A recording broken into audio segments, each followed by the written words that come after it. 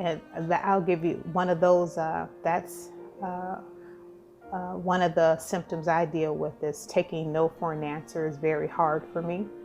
And up and down moods, that's another symptom that I can just out of a drop of a hat just go into a crying spell for no reason at all. And often as a reaction to interpersonal stress, uh, suicidal behavior or threats of self-injury. We all have that because I'm definitely a suicide survivor, so I definitely have some of those symptoms. Intense fear of being alone and abandoned.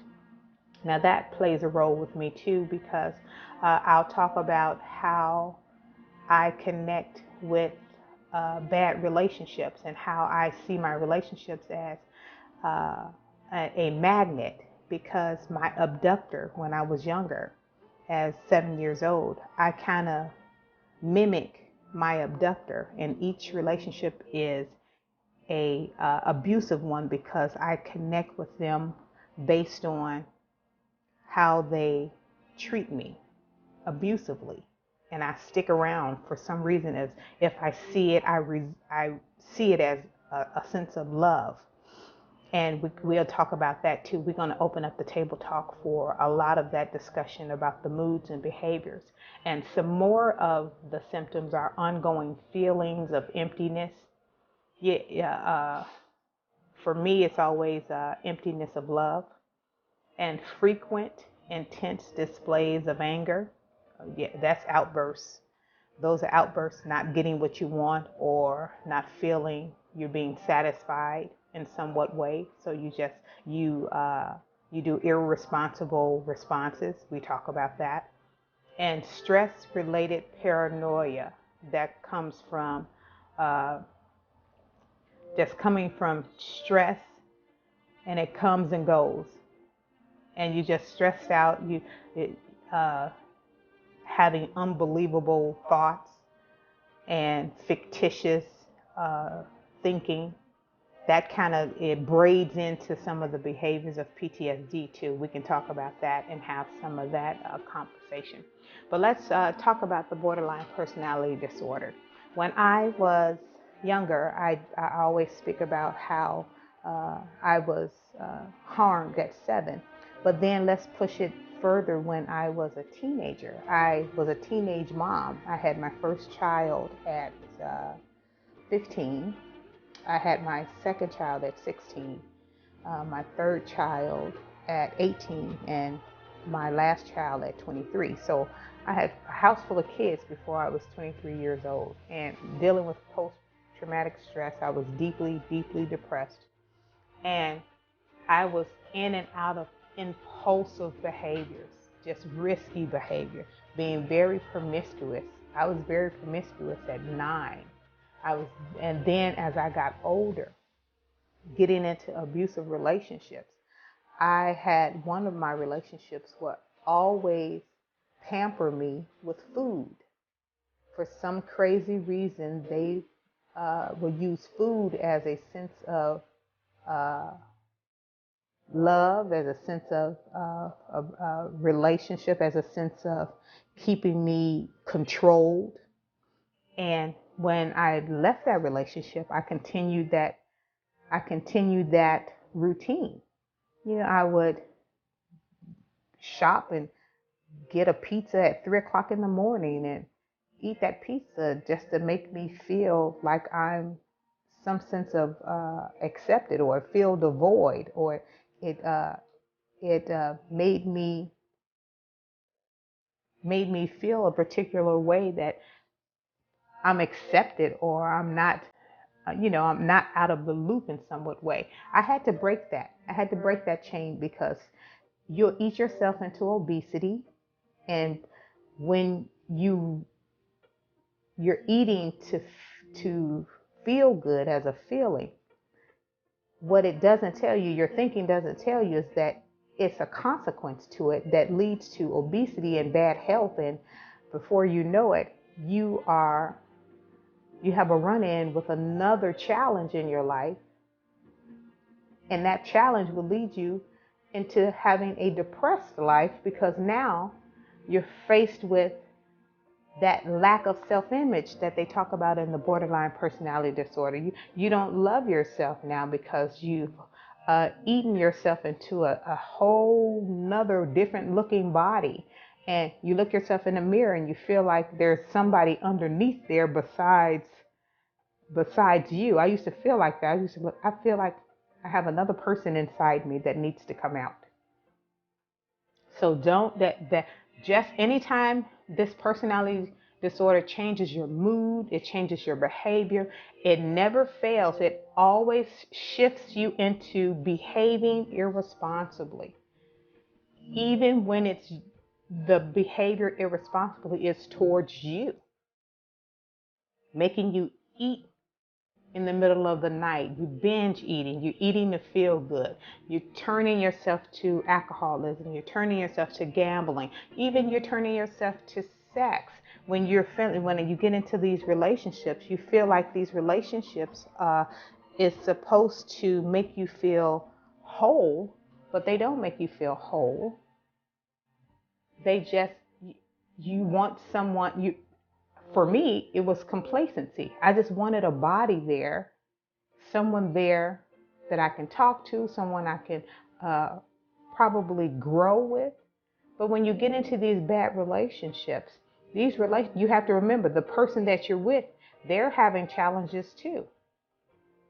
So you have to take your time and make sure you are interviewing your significant other. Is that person for me holistically? Do that person match my future going forward, as opposed to matching my past, which was my abuser? And I had to stop and had to really do a triple check thought. Remember we talked about that on the table talk? We have to triple check our thoughts. Instead of allowing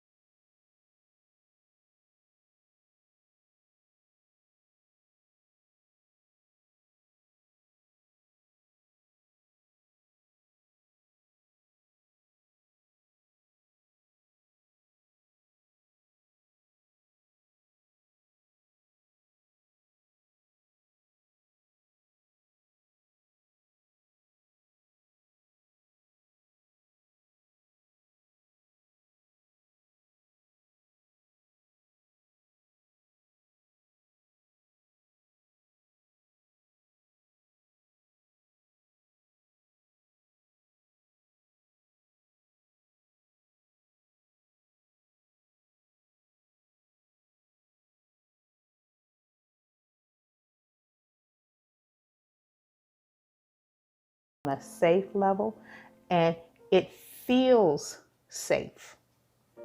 You know, when your mind plays tricks on you, when you're dealing with borderline personality disorder, your mind plays tricks on you and it doesn't feel safe. So when you get to the point where you're saying, okay, I've applied this positive antidote to the symptom, and now I am executing the positive practice, and it feels safe. I can talk to this person. I can shake this person's hand. I can even hug this person, and I don't feel like that this person is a threat. I don't feel like my atmosphere is a threat. And I can go ahead and I can have a beautiful life. So one of the risky behaviors, that's another tip. Risky behaviors for borderline personality braids in with some of the symptoms of delusion disorders. Some of the delusions disorders is you think when you're getting into, for an example, a while back, I got into a relationship with a particular person. In my mind, I thought I was building a relationship. In that person's mind, that person was having a temporary relationship. It wasn't for any other reason other than a weekend or a week. So because my delusions had me to believe something different, and I did not triple check my thoughts, I fell into a temporary relationship that ended super quick, and I fell into a deep depression because of it. So it does have it has an aftermath to it that's very dangerous for people who are challenging, mentally ill, and they have to be very careful with their thoughts. They have to be very careful with their moods. They have to be very careful with their behaviors, because the slightest thing can set you at an imbalance, and before you know it, your bad thoughts are higher and you're at an imbalance, and that's when you have irresponsible behaviors. So today we're going to talk about the borderline personality disorders. Go ahead and shoot me back your thoughts on your up and down moods, your reactions and interpersonal stresses that deals with borderline behaviors, and just whatever you want to put on the table for us to talk about and apply some positive practices to those symptoms. Thank you so much. Until next time, stay healthy.